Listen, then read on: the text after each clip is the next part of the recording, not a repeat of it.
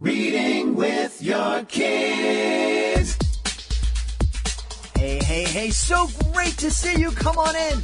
Hi, my name is Jedley, and this is the Reading with Your Kids podcast.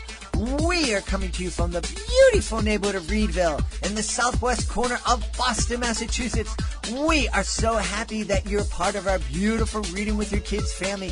We hope and pray that you and your family are safe and healthy and making the most of this difficult time. Our guest today is Kathy Seeman. She is an internationally respected reading specialist, and she is here to talk to us about helping to solve the anxiety problem facing non-readers. Before we invite Kathy into the studio, I want to invite you to my 9th birthday party. Yeah, I know I'm not really 9 years old, but the numbers in my age add up to 9, and that's one of the challenges that I present to kids in my 9th birthday party video. You can find it on my YouTube page. It's under Jedley, Jedlie, Jedley, and it's Jedley's 9th birthday party. Like a lot of folks who were born in March and April, I celebrated my birthday with just me and my wife here in quarantine. I didn't get a chance to celebrate with all of my friends and the rest of my family, so I decided to throw a magical birthday party. And since I was the only magician in attendance, I did the magic. I also read my story, Real Magic, and I also taught some magic tricks. I really hope that you'll check it out. I hope that you and your kids will check it out. I hope you and your kids will try to perform the magic trick that I teach. I would love it if you could pop a video up of you and or your kids performing the trick. My amazing author ambassador, Peggy Cotto, did. Her kids loved it, and it was a great little video that she shared. If you do it, share a video with us. Check it out. It's Jedley's 9th birthday on YouTube at the Jedley page, Jedlie. Joining us on the line right now from the University of Delaware. She's here today to talk about a really, really important issue. She did a study that asked the question, can we fix the functional illiteracy problem by first fixing the anxiety problem facing non-readers? Please welcome to the show, Kathy Seeman. Kathy, how are you? I'm good. How are you? I'm happy I was able to read that question out without stumbling too much. It's long, isn't it? It is, and there's a lot there. And can we start by just asking you what does it mean to be functionally illiterate? So functionally illiterate is unable to read or write at a level in which you can communicate. And functional illiteracy goes from school age to adults. And, it's a big word today, a big focus today in our prison system is one of the things that most prisoners have in common is they're functionally illiterate. They're under the reading level of a third grader. And so it's become a big focus in our country and in reading and education is how can we help fix this problem? Kathy and I were speaking before we started to record, and I was sharing with Kathy that I worked in the juvenile justice system before becoming an educational magician. And, people used to tell me that I was doing a great job. The last position I was working with youth who had been incarcerated, helping them re-socialize into the community. If the kids were 18, 19 years old, that meant my job was to help them get employment and to stay out of trouble and get the services they needed. One of the biggest failures in that career, and I feel really bad about it, we had a client did really well. We got him helped him get himself a job, and he was very successful at it. He graduated from our program, and a year or so later, he asked me to be the best man at his wedding. And yeah, and I did, and I agreed to that. And after the wedding ceremony, people were telling him, open up the cards. And so he was opening up the cards and looking at them, and then people started saying, read them. And then he came over next to me, and it wasn't until that moment that I realized that he couldn't read. And I felt terrible because I hadn't discovered it. There was no mandate for me to discover that while he was a client. And that was a real failing. You know, one of the things that I should have, that the system should have been looking at before we were worried about getting him a job is, does he have the skills that he needs to function and be successful in society? And, you know, that story is so brilliant in the way that it shows you that it had become his personal story. Yes. His lifelong personal story. He was a non-reader. And it doesn't have to be that way. Yeah. So tell us, now the anxiety problem facing non-readers. Talk a little bit about that, please.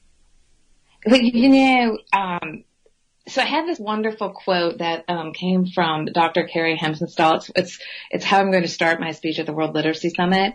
And it kind of encapsulates how a student who struggles with reading feels every day. And it says this: what does it feel like? How does it feel to be chronically, day after day, week after week, month after month, for a great many children, year after year, not good enough? So imagine going into a classroom, and I had this experience in algebra, when you're sitting there and everybody else can do it, but you can't, and you don't understand why. And that becomes your story. And what happens, and probably like your client, is these kids are brilliant. Most dyslexic kids are brilliant. They have higher than average IQs normally, typically, not all. And they find coping mechanisms to work their way around reading. But the fact that they are a non-reader becomes their story, and it affects their mental health. And there was this great study out of Australia, and it talks about that children who are dyslexic have a higher, or struggle with reading, have a higher level of anxiety and depression and those types of issues than kids who can. You know, it makes perfect sense. I just this past weekend had an experience. Now, I'm up in front of audiences all the time and have no problem being up in front of an audience of 3,000 people. And even if to the point where if someone comes out and says, hey, the opening act isn't well, can you get up there and do something? I can do that. No problem at all. I love it. There's a switch in me that just turns on. But this past weekend, we were at our church service, and before the service began, one of the ministers came over and said, "Hey, can you do the readings today?" And I said, "Sure." But then I felt this panic because this was something completely different than I'm used to. Typically, I'm going on stage and just kind of winging it and have my bullet points and things that I do over and over again. But now I was being asked to go up in front of an audience and read specific words that I wasn't prepared for. And I felt very anxious. I'm imagining what you're describing is these kids who have some reading challenges to begin with. They're put into situations daily where the anxiety that I felt, they feel it 100 times stronger. Absolutely. And then what happens is, so let's say that you went up and you read, and when you go to church, people look for those words of comfort and they expect words to be pronounced correctly. And so what would have happened? How would you feel about yourself if you hadn't done a terrific job? Because I'm sure you did. What happens is that becomes your shame. Mm-hmm. And, they feel great shame in the fact that they can't read. And, the thing about a reading issue, and there are many reasons why kids fall below proficiency. Dyslexia isn't just an innate brain issue. It could be an impoverished family learning environment. It could be low self-esteem, so the egg or the chick can affect your ability to read. Some have just not great preschooling, and some of them over the years haven't had great reading instruction, and or the right reading instruction. Some kids need the direct systematic instruction, and so all of these things are not the child's fault. Mm-hmm. But they don't know that. I remember sitting in with one of my 7th graders a few years ago, and her name was Claire, and she's brilliant, and like really brilliant, but she was dyslexic. And we used Wilson, and she was reading, and she had come up from 1st grade level to 7th grade, she was almost on grade level. And I said, Claire, how do you feel about being dyslexic? She goes, Mrs. Seeman, she said, I didn't know I was dyslexic until you told me. And the day you told me, it all came together. I said, nobody had told you were dyslexic all those years. Wow. She said, no. Wow. And then you did, and then I realized it wasn't me. Because I had told her what dyslexia was, and we talked about it, and that's it. We took away that stigma. It wasn't her story anymore that she was a non-reader. That's beautiful, and it's. I think that you point out something to us that we really need to understand, that whether it's from a learning challenge or growing up in a home where the parent can't read, or they're working 3 jobs and they don't have the time to read, and then these kids go to school and their classmates have already heard a million more words than they've heard, so they right out of the gate they're working at a deficiency. And that whole million word study is an amazing one, because you or Johnny hasn't had a million years, but Ben has. And so we're trying to catch Johnny up, but Ben's still learning more words. And so the reality is you can never catch him up. Right. And so Johnny, again, no fault of his own, is now carrying this stigma. And that then becomes shame. And for many kids, then depression. And I once read a study years ago that a child knew that they were going to drop out in the 5th grade, and they were just biding their time until 16. And then I read an updated study that it's 3rd grade. Wow. I mean, so that's a lot of time sitting in a classroom waiting to drop out, when a lot of these kids really just need different types of instruction, or need to understand that that reading issues are just an issue that can be helped. Mm-hmm. And I think over the conversations I've had with kids, and especially this little boy I was telling you earlier about, who just couldn't emotionally handle going to reading class because it had never been a successful place for him. And I said to you that when I got him as a student, I sat myself down and had a good conversation with myself and said, look, until you help him feel good about himself, there's no reason to teach him to read, because he's already decided he's a non-reader. Mm. And so what I set about to do, and I ended up with these kids, there were 6 of them, and I had them 90 minutes every day, and I did all this research about how could I just calm them down enough so we could do the direct systematic instruction that they needed. And so the first part of our class was all devoted really to their mental health. And what we found was I was just trying to get everybody calm enough so that we could teach. But actually what we found out were that the results were amazing. And every student thrived, went up. By Christmas, when it had gone up a year's reading level. And by the end of the year, some kids went up 3.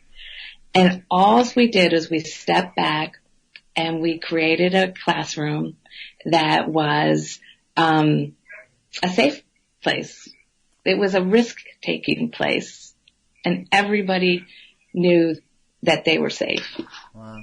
Incredible. So I guess we've come to the answer. We can fix the functional illiteracy problem by addressing those emotional needs and by helping calm kids' anxiety around reading. Well, and I think although I'll be upfront, the study was not done on adults, but it does, common sense says likely the same benefits for older people struggling with illiteracy as well.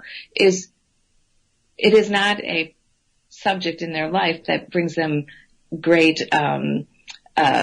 joy or a sense of well-being. And so if we talked about those ways with adults, I am sure the end findings would be the same. And I think, our society is so prone to anxiety on a multitude of levels. It just makes me wonder if it just needs to be a part of our whole education program in our country. Well, it certainly makes sense. You can't teach somebody to swim if they're afraid of the water. Absolutely. And throwing them in isn't helping the situation. Right. And they used to say, just throw them in and see if and they'll, that doesn't work. Right. And that's basically what we're doing, especially with those kids who that we talked about earlier, who come from a home where the parent may not be able to read or might not have the time to read or might not have the resources to have books in the home. And then we're throwing them in the deep end with a kid like my kid. My kids had a mom and a dad, both educated, both loved to read with them. They had grandparents that loved to read with them. They had no aunts, but they had uncles. And so they had all these people reading to them. And I know both my son and daughter went to kindergarten with at least 1 million or 2 million words that they had heard. And, and then there are these other kids that were thrown in with them expecting to compete. Absolutely. And like I said, the gap is so hard to fill because your kids are still going forward. Right. They're learning new words while the other kids are just trying to catch up to the 1 million or 2 million. And it really, it's a lifelong deficit almost. Mm-hmm. But I'll tell you, this is one of my greatest, this will be what I'll remember on my deathbed, but I have 2 wonderful children that I will remember too. But I had a student who came to us as a 9th grader, and he was asked to leave the public schools. Mm-hmm. And he had kind of a rough first year with us. And his social studies teacher said, Mrs. Seeman, would you mind giving him a reading test? And I said, well, sure. Because she goes, he can't read my textbook. And so I pulled him in and got his authorizations from his parents. And I started doing all these protocols because with the right protocols and the right interaction between the occupational therapist and the speech language therapist, you can almost figure out where the breakdown happened in an older student. So I start giving him these protocols, and he's coming up about 3rd grade, and he's a 9th grader. So I don't always do this protocol. It's called the word meaning test. And it really is part of the speech language protocols, but reading teachers can use it as well. And I started giving this to him. And this was a really cool kid. This was a kid that everybody respected, and he was good looking, and he played in a band. And his word meaning test came back end of 2nd grade, about 3rd grade, which was the light bulb moment for me, because he would get in trouble in public school because all of his friends were getting in trouble, but they could talk their way out. But this boy couldn't. But it made sense because his word meaning skills were on the 3rd grade, not 9th grade level. And so then the light bulbs went off. So I went to my boss, and he used to tease me. He goes, you're like the CSI of reading specialists. I said, can we do an OT evaluation and a full language evaluation on him? And he said, sure. So we did this, and then they came into my office, and the 3 of us laid out his whole profile, and we started drawing lines and connecting things.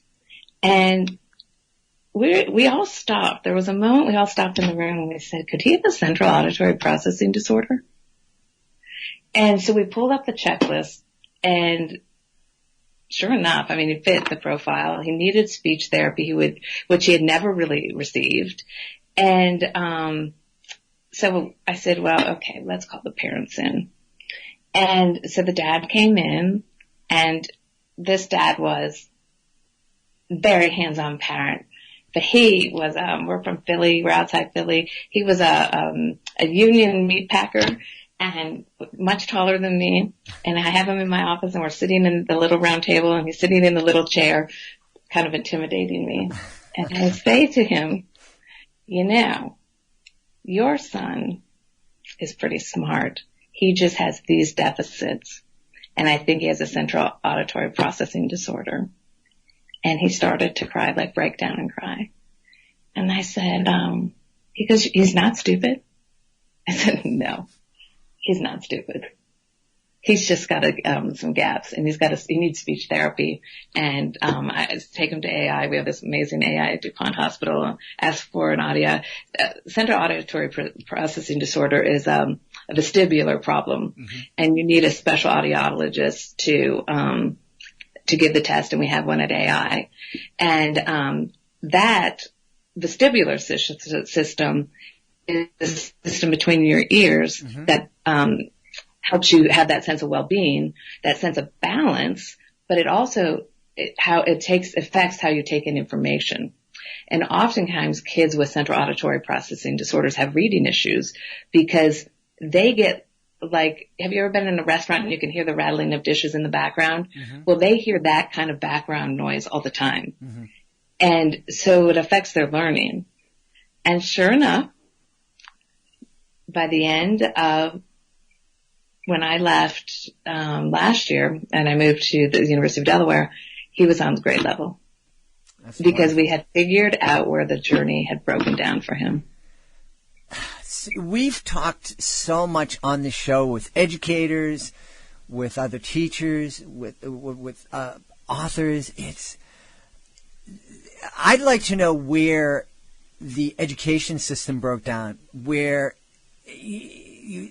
we've kind of forgotten that the approach that you took with this young man to get to know him, get to know how he's learning, figure out a way to support his learning, we kind of forgot that. And, like kids are just, 20, 30 kids are thrown into a room and they're all expected to learn in the same way.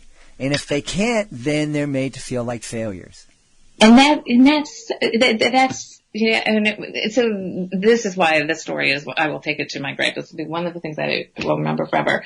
Is later at the end of last year, he said to me, you're the only teacher ever believed in me. But once we figured it all out, our whole team rallied around this student, and I'm not there this year, but he's doing a great job. And he's a senior, and but I'm going to go back and tell you where the problem from my perspective is. And I feel blessed at the University of Delaware. Our speech language person is in the building. I start my morning with her every day, Yvonne. And what unfortunately happens is in public schools, they're so stressed just because of the mass numbers. And the speech person is meeting the OT person, and the reading specialist usually maybe, unfortunately, at the IEP meeting. And they're not taking my office and laying it all out. And I used to make a joke, it's like a dead body. We walk around it like in CSI. They're not there to have the conversations because I don't know everything. So that's why I need to say to Yvonne, what does this mean from a speech language point of view? And those conversations are so important in helping students understand their own learning, and then helping teachers understand how the student learns, so then they can get the instruction that they need. And that goes back to the mental health. And once a child knows, it's like the story of Claire and this little boy, is once they knew, they were on the up trajectory because we've changed their story. Yeah. They looked at themselves as learners.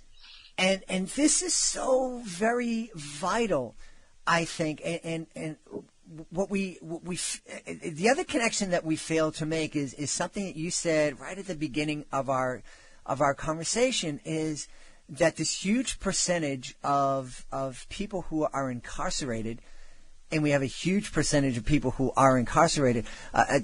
So many of those folks are illiterate, and they're not reading. And you have to ask the question: if somebody had intervened in those folks' lives early on, help change the trajectory of their life, help them become readers, help them become confident learners, would they likely be in prison today? Would they have victimized someone along the way?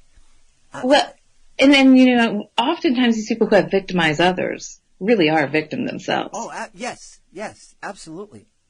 And that is something that I think as a country with an educational system, we kind of need to address as well.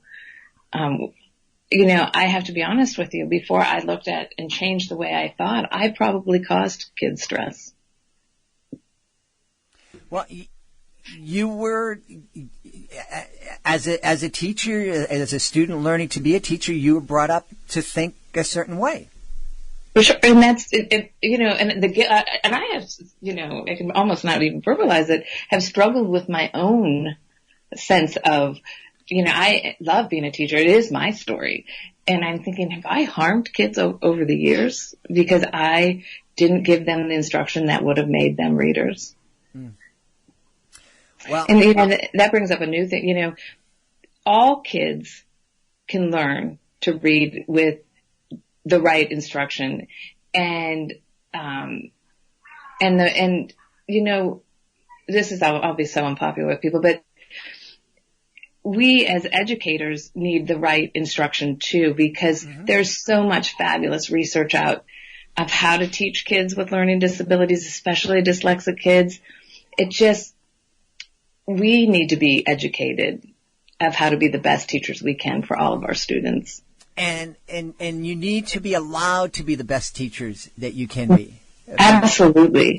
One of the struggles that my wife has faced is, as a special needs teacher, she's assigned to this class, and the kids in this particular class are supposed to have this deficiency or this challenge, and so my wife has given a curriculum that is meant to address those challenges, but because of numbers and because of resources and whatnot, she halfway through her year, and half the kids don't fit into that criteria. They have other issues, but still my wife is not supposed to use anything but that initial curriculum, and that's maddening. Well, and it's why I teach where I teach, is because we teach kids, we don't teach curriculum, and if it doesn't work, we try something else. Yeah. And I think that is what quality instruction is. Well, this has been fascinating, and I think I could speak to you forever. But unfortunately, the podcast doesn't go on forever. A couple things before we say goodbye. You mentioned that you're going to be presenting at the World Literacy Summit. Can you tell us real quickly what that's all about? Oh, absolutely. I'm so excited. I received an email in October asking me if I could put together a presentation on this on my work. And I said, sure. And they're bringing together in April at Oxford University. I'm so excited. All people passionate about literacy and coming from literacy and teaching literacy and advocating literacy from all over the world. And it's going to be a pretty spectacular day. It's not only just presentations about how to teach literacy, but it's also how to affect literacy in a more positive light, how to build capacity, and some things that are pretty, I hope, life-changing and, changing for many lives. Yeah. And where can folks go to find out more about this study? Is there a place for folks to go and find out more about your study and how they might implement some changes if it's a teacher, implement changes in their classroom? If it's a parent listening, how they might respectfully approach a teacher to present this information? Sure. I did a presentation at my former school on it, and I have lists of it. So anybody I would love to hear from any and everybody. Even if you disagree with me, I think that's great. I'm always trying to learn myself. So my email is kseeman, SEEMAN, at udel.edu. And I'd love to hear from you. And I'm also on LinkedIn, Kathleen Seeman, and Facebook. And I would love to interact and continue the conversation. Well, this is a real important conversation, and I think that your study has hopefully has opened up some eyes. Certainly opened up your eyes and your colleagues' eyes, and I think it's vital. It's vital. It's not acceptable that we're basically throwing a lot of kids away, and in turn throwing a lot of adults away. And you know that we talk about how important it is for us to read with our kids, and it is really important. But we also have to have some empathy and understanding for the kids who are going to kindergarten with our kids who are 2 or 3 laps behind in the race. And it's, we need to support them so they can catch up, not only because it's the right thing to do for them, but it's the healthy thing to do for our society. Oh, absolutely. And I always say this. I live in Wilmington, Delaware, has a lot of bankers, and I always say to them, this is how I can stump them every single time about why we need to have really great early childhood education. And my thinking is always, it's cheaper to send them to college than prison. And they're always like, you're right. Yeah. And it starts with good quality, reading instruction in early ed programs. Well, we want to encourage everybody to get in touch with Kathy, find out more about what she's doing. And let's help support each other and help everybody become successful, lifelong learners. We've had a fascinating time talking with our guest today, Kathy Seeman. Kathy, thanks so very much for being part of our show. Oh, it was my pleasure. Please be sure to join us for the next edition of the Reading with Your Kids podcast. Our guest will be our buddy Derek Taylor Kent. He is back to tell us about his brand new picture book, Dinosaur Derby. It is going to be a fun time. You do not want to miss it. If you are the author of a fantastic children's book, you may be frustrated because you can't do book signings right now. You can't do school visits. You can't do a reading at a library, but you can submit your book to the Reading with Your Kids Certified Great Read program. This is a program that has helped so many authors. If our panel believes that your book is worthy of 4 or 5 out of 5 stars, it becomes a Reading with Your Kids Certified Great Read. And with that status comes some great tools that can help your book stand out from the crowd of books that are published every single month.